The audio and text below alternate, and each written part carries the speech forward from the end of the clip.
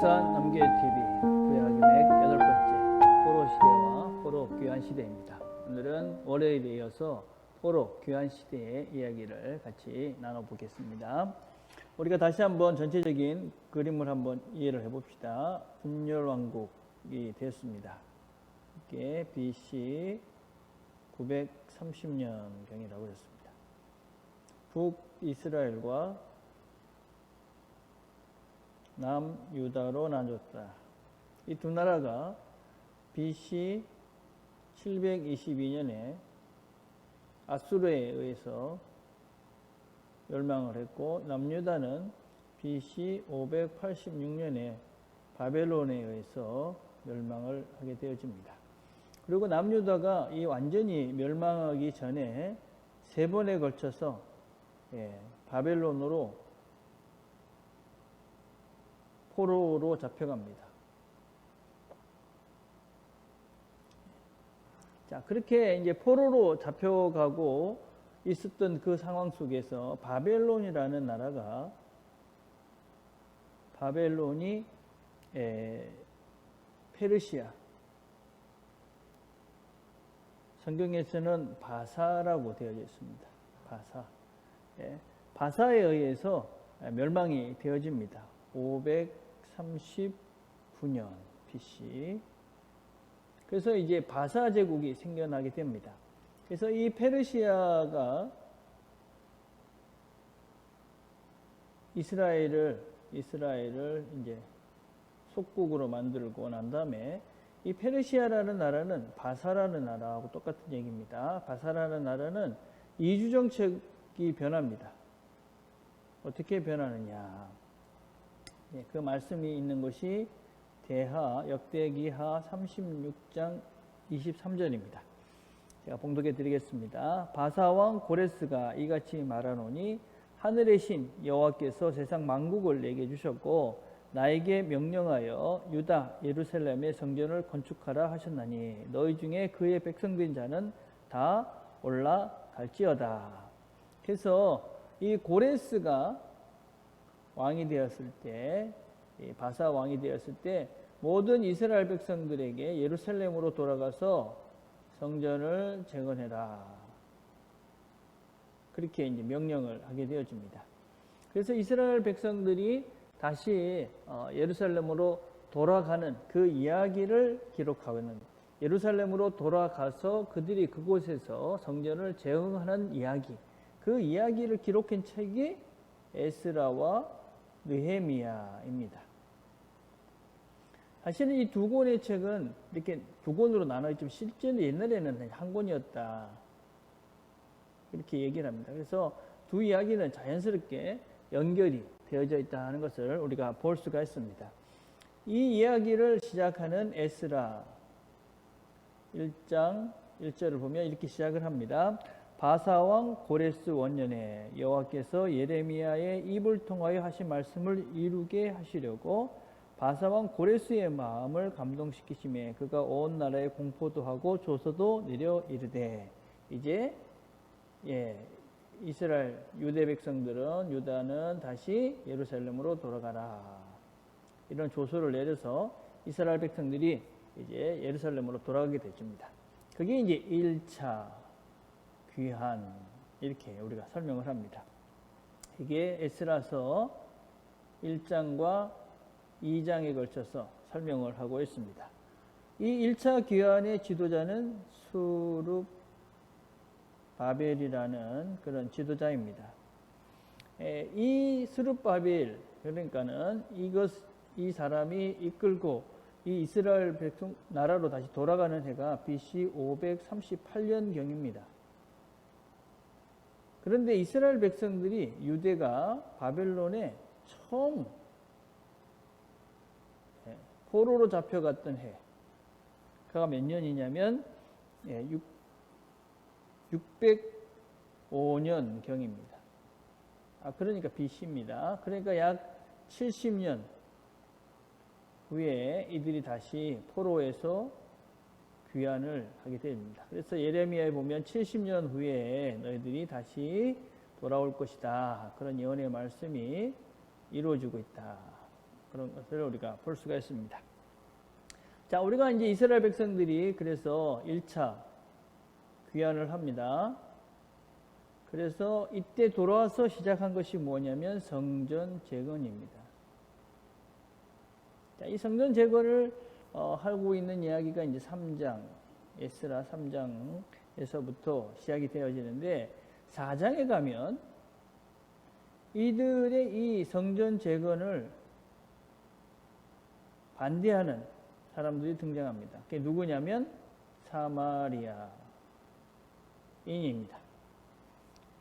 자, 그래서 성전 재건이 약 16년 정도 이제 중단이 되는데 16년. 왜 사마리아 사람들이 이스라엘 백성들이 이 성전을 재건하는 것을 못하게 막게 되는가? 이 내용을 한번 우리가 살펴볼 필요가 있습니다. 그래서 에스라서 4장에 가면 어떻게 이야기를 시작하고 있냐면 이스라엘 백성들이 돌아와서 성전을 이제 짓습니다. 그러니까 사마리아에 있던 사람들이 와서 우리도 이 성전 재건에 함께 동참하겠다. 그런 제안을 합니다. 그랬는데 이스라엘 백성들이 아니다. 너희들이 우리가 이 성전을 짓는데 너희들의 도움은 필요 없다. 그런 말을 듣고 난 다음에 이 사마리아 사람들이 이 바사 제국에다가 편지를 보내고 또 관리를 보내고 그래가지고 이 성전을 계속 짓지 못하도록 방해를 해서 약 16년 동안 멈춰지는 그런 일들이 일어나게 되어집니다. 자, 그러면 우리가 한번 생각을 해봅시다. 왜 이 돌아온 이 유대 이스라엘 사람들은 사마리아 사람들이 와서 성전을 같이 짓겠다 하는 것을 못 짓게 했을까요? 필요 없다 이렇게 했을까요? 우리가 상식적으로 생각을 해보면 성전을 짓는데 사람이 많이 있으면 그래서 더 빨리 지을 수 있고 어떤 면에서 되게 효과적일 수 있죠.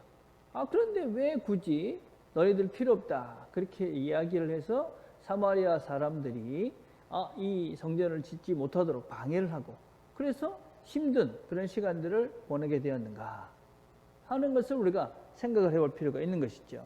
유대인들이 괜히 이스라엘 사람들이 사마리아 사람들을 괜히 싫어해서 그랬나? 그런 것은 아닙니다.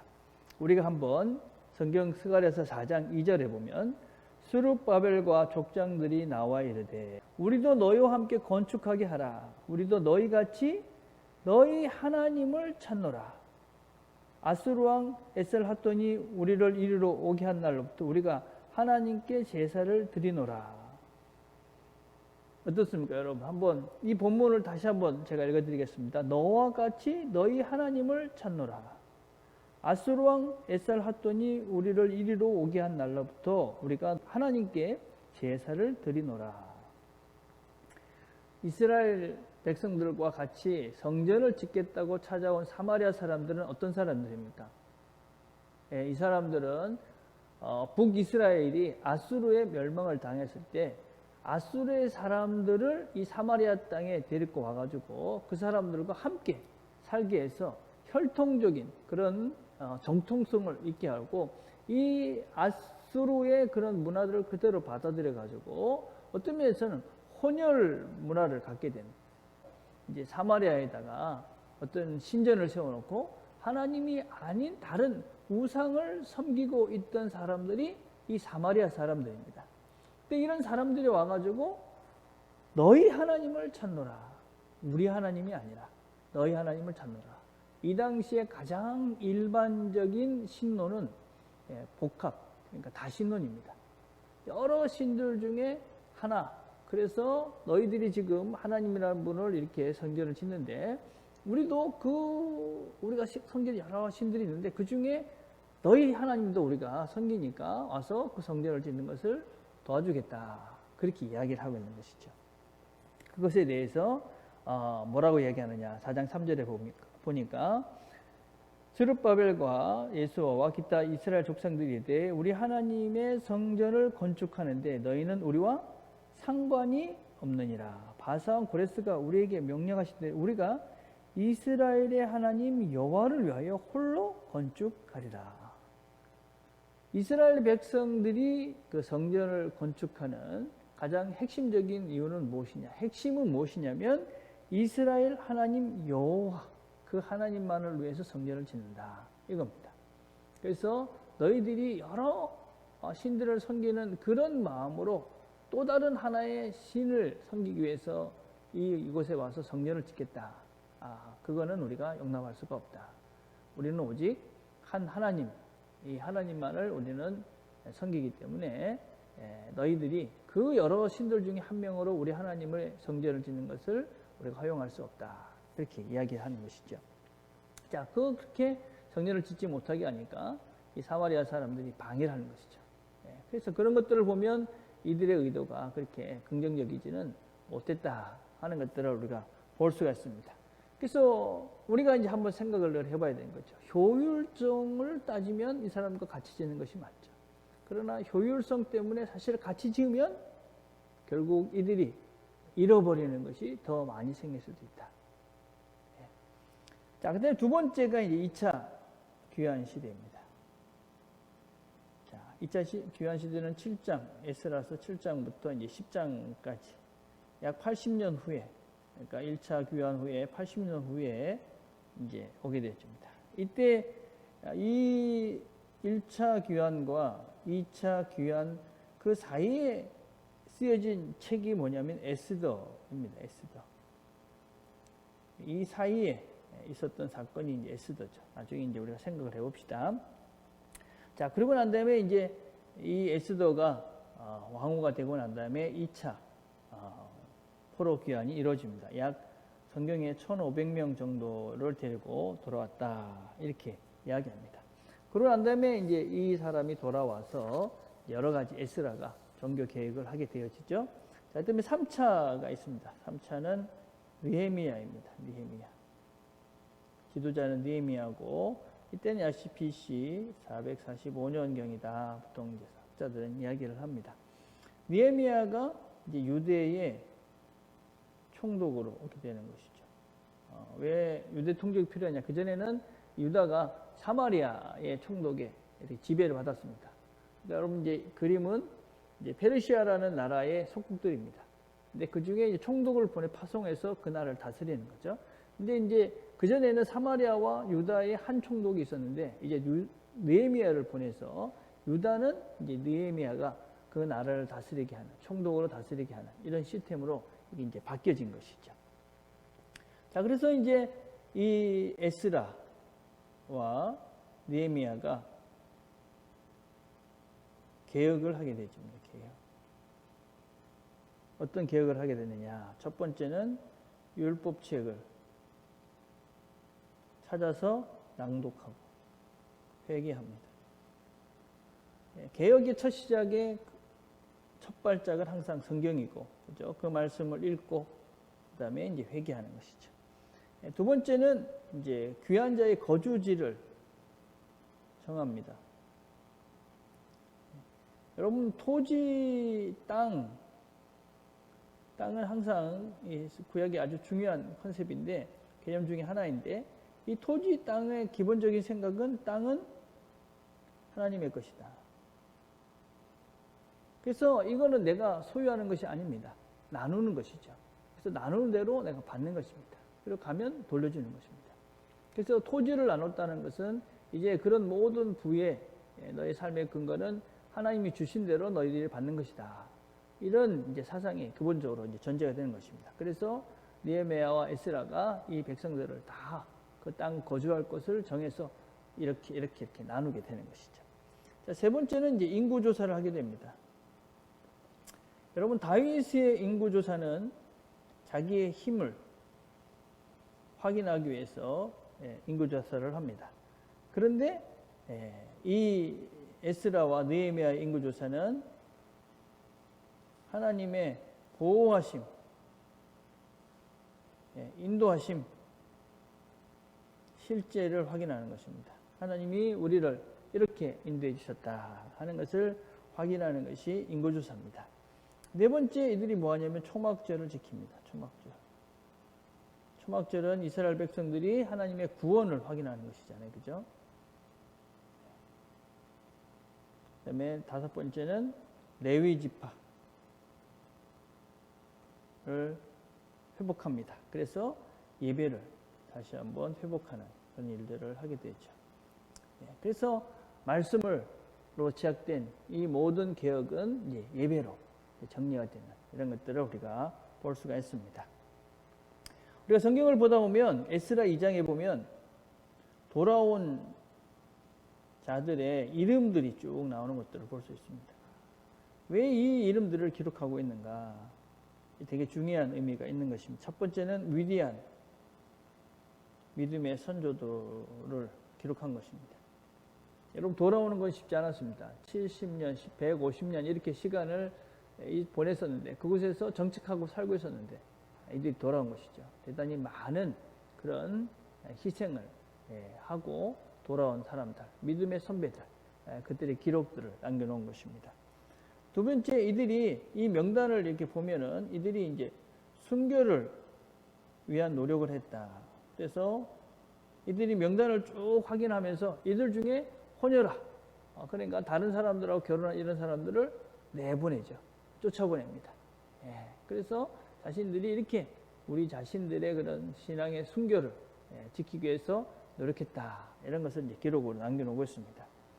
세 번째는 영적 질서를 위한 노력입니다. 이들이 이 들어온 사람들의 순서들을 쭉 보면 이런 순서들, 그래서 제사장들, 그다음에 레위인들 이런 순서들을 보면서 영적 질서들을 다시 한번 확인하고 있는 것이 이 2장의 기록들이다라고 볼 수가 있습니다. 자, 우리가 그래서 이 포로 시대, 이 신학이 대단히 몇 가지 우리가 꼭 살펴봐야 될 내용들이 있습니다. 첫 번째는 뭐냐면 아주 중요한 개념인데 보편주의의 등장입니다. 이스라엘 백성들은 항상 어떤 생각을 하고 있었냐면 이스라엘 백성은 선민이다, 특별하다, 특수주의만 있었습니다. 그래서 자기만 어떤 면에서 하나님의 특별한 선택받은 하나님의 특별한 관리를 받고 있는 존재들이라고 생각했던 것이 바로 이 이스라엘 사람들입니다. 그런데 이스라엘 백성들이 포로를 통해서, 포로 생활들을 통해서 깨닫게 되는 것이 있습니다. 그게 뭐냐면 하나님은 단지 무리만의 하나님이 아니라 모든 사람들이 하나님이다. 그래서 여러분 가지고 있는 그 교재에 보시면 포로 시대의 신학에서 보편주의 사고의 등장 이렇게 되어 있는데 이전의 패러다임은 심판의 주체는 똑같습니다. 여호와입니다. 둘 다 여호와죠. 그렇죠? 근데 심판의 도구가 바뀌죠. 심판의 도구. 심판의 도구가 그 당시 처음에는 이 사람들이 요시야, 그러니까 이건 다시 말하면 이스라엘이라고 생각을 했습니다. 근데 심판의 도구가 바뀝니다. 요시야가 아니라 느고. 그러니까 이게 이방 왕입니다. 심판의 도구가 항상 이스라엘 백성들이 통해서 이방을 심판한다고 생각을 했는데 그게 아니라 하나님께서 이방인들을 통해서 이스라엘을 심판하실 수도 있다. 이렇게 이제 바뀐 것입니다. 그래서 심판의 도구가 요시야, 이스라엘에서 이방으로 바뀐 것이고 심판의 대상이 이방에서 이스라엘로 바뀐 것입니다. 그래서 하나님께서는 단지 이스라엘만을 위한, 또 이스라엘을 통해서만 일하시는 것이 아니라 다른 민족을 통해서도, 그리고 하나님은 이스라엘을 보호만 하실 뿐만 아니라 이스라엘을 심판하시기도 하는 분이다. 그래서 하나님은 온 우주에, 온 세상에 하나님이다 하는 것을 이들이 깨달아가기 시작합니다. 여러분, 이게 좀 아주 중요합니다. 여러분, 보편주의와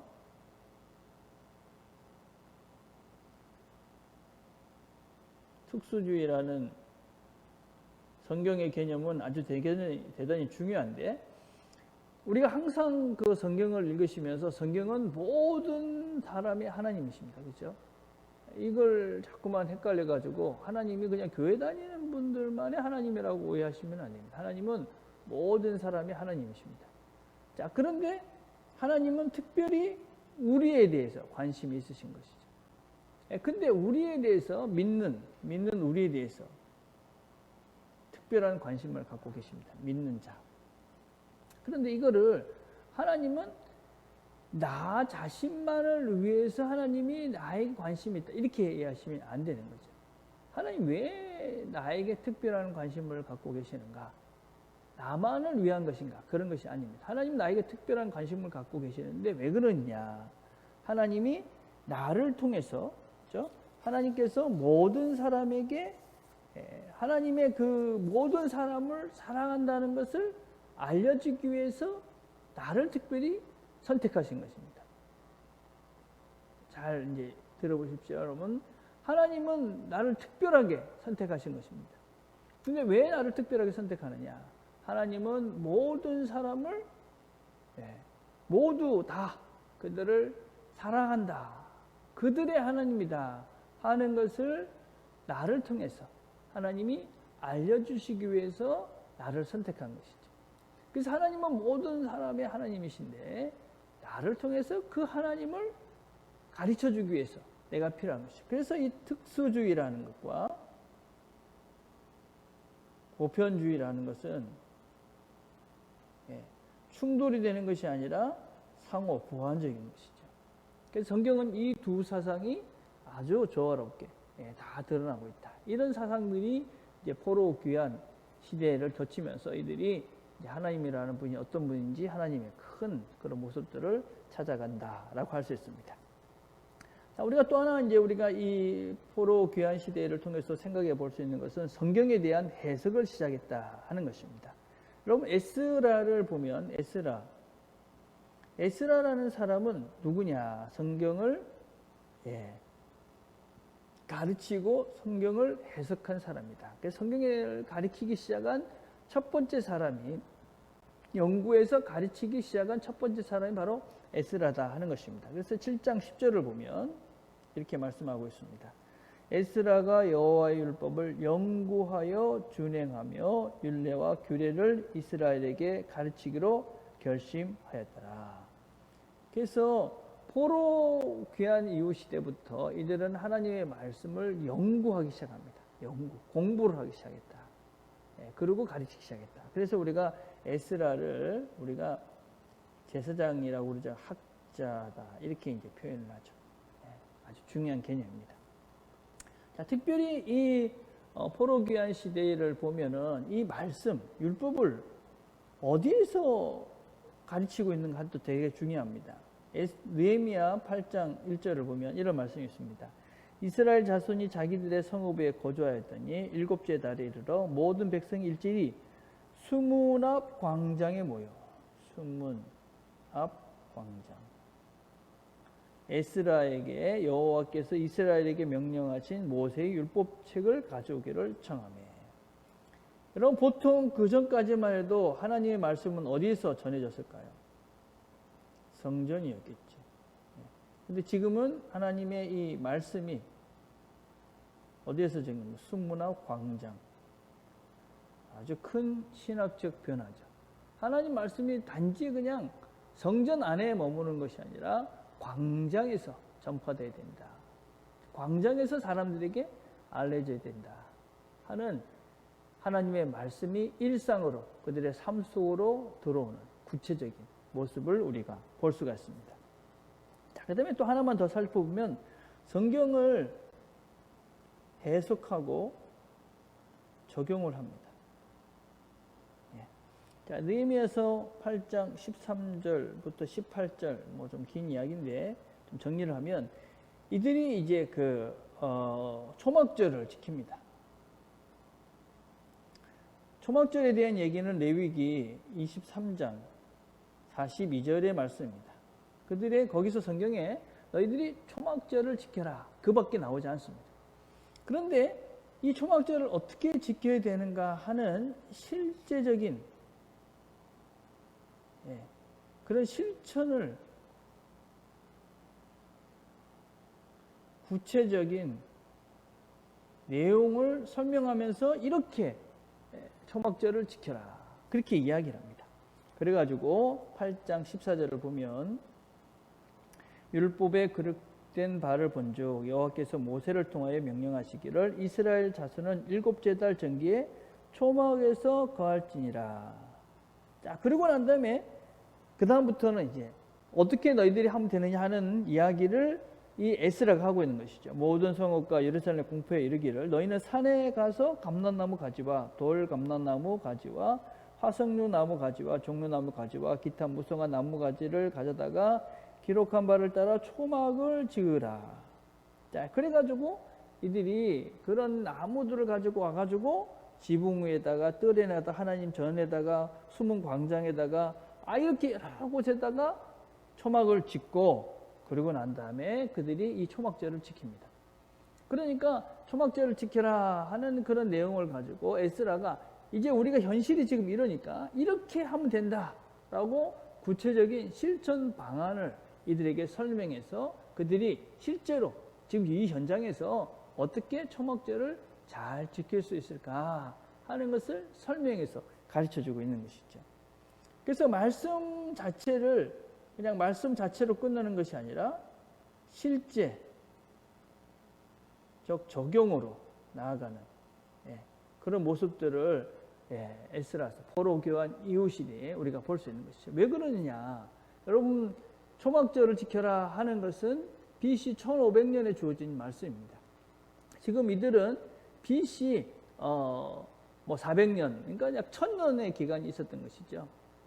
그 1000년 동안에 많은 것들이 변화된 것입니다. 그 변화된 시대 속에서 지금 여기서는 이 말씀이 처음 주어졌던 그 1500년하고 다른 지금 여기서는 어떻게 우리가 이 말씀을 지켜야 되느냐 하는 것을 실제적으로 에스라가 지금 설명을 하면서 보여주고 있는 장면이다. 그 말씀은 똑같은 것입니다. 그럼 지금 우리가 이 말씀이 여름 초막절 같은 경우가 BC 1500년에 주어졌는데 그러면 어떻게 지금 우리는 지금 3500년 지난 지금은 과연 우리가 실제적으로 이걸 어떻게 지킬 수 있을까? 이렇게 이제 이 현실에서 지킬 수 있는 이런 구체적인 실천 방안들을 정해서 우리가 이 말씀을 지켜야 되는 것이죠. 그래서 그냥 문자적으로 그것을 이렇게 받아들이는 것이 아니라 현실에 이걸 어떻게 이 말씀을 적용할 것인가 하는 것을 하나의 신뢰로 보여주고 있는 이런 부분들이 에스라서입니다. 그래서 포로교환 시대 이후에 이들이 말씀을 연구하다 보니까 과거에 이렇게 말씀이 되어졌는데 지금 그러면 우리는 지금은 어떻게 지켜야 할까? 이런 고민을 하면서 현실에서 그 말씀을 구체적으로 적용해 가고 있는 것이 포로교환 시대 이후에 포로교환 시대 이후에 이들의 실제적인 모습이다라고 할 수가 있습니다. 그래서 우리가 하나님 말씀이라는 것은 그냥 문자적으로만 이해해서는 안 되는 것이죠. 또 듣고 마는 것으로도 안 되는 것이죠. 그것을 듣고 실제적으로 구체적으로 현실 속에서 그것을 행동으로 옮길 때 하나님 말씀을 우리가 듣고 이해하는 것이고 또 다른 측면에서는 우리의 삶을 개혁해 나가는 고쳐가는 실제적인 한 모습이다라고 할 수 있습니다.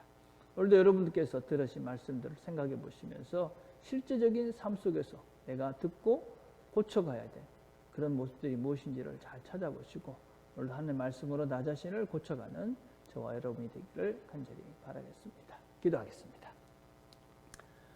하나님 아버지, 오늘 저희들이 또 포로 귀한 시대를 같이 살펴보았습니다. 하나님께서 우리 각자에게 하신 말씀들이 있습니다. 잘 기억하고 잘 간직하고 말씀대로 구체적으로 실천함으로 우리의 삶의 변화, 하나님께서 원하시는 모습으로 새로워져가는 우리 모두가 되도록 은혜를 베풀어 주옵소서. 예수님의 이름으로 기도드립니다. 아멘.